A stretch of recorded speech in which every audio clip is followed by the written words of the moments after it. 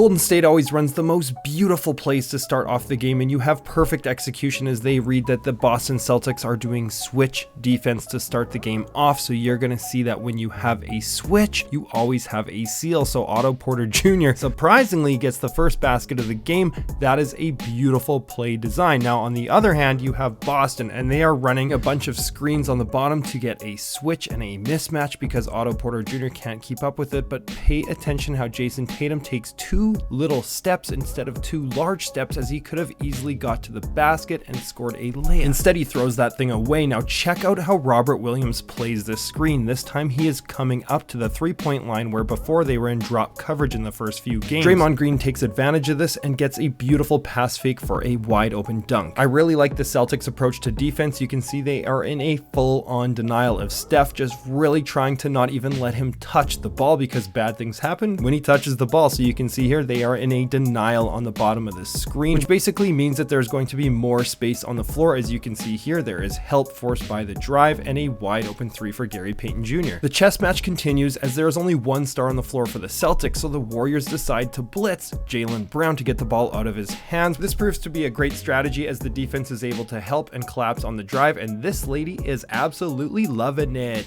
Jason Tatum is absolutely beautiful on this play. Check out his footwork as he gives a little shimmy shake up top and the beautiful pivot back to the baseline for the Kobe-esque shot. Boston's defensive strategy was much improved in this game. As you can see, they're running a lot more switches on Steph Curry instead of going into drop coverage, and Robert Williams is just helping, leaving Andre Iguodala wide open. You can see they're also denying Jordan Poole, which basically gave the Warriors no option, so they go matchup hunting, and Andrew Wiggins gets the ball against a smaller defender, and he just goes to work, looking a little Kobe-esque as well. Wiggins isn't going to celebrate, but this guy definitely will for you. This is like, what is he doing with his hands there? I don't really know, but anyways, back to the Boston Celtics, and you can see here they are setting screens and get a nice slip, so they're forced to help and double team, which allows for a big switch on the inside. This was a really huge reason for Boston's comeback, was just picking on Jordan Poole like crazy, and you can see here Marcus Smart has him once again in the post and makes a beautiful pocket pass, no look, to Robert Williams for the easy 2. I want you to pay attention to all the action on the left side of your screen because this is a beautiful psych. That was a really nice backdoor cut by Gary Payton Jr. You might want to run that one back. Here's something you probably haven't seen before in the series, and that's Al Horford with his feet outside of the 3-point line, and this is a really tough shot by Steph Curry, but I think if you're a Celtics fan, you're gonna live with a tough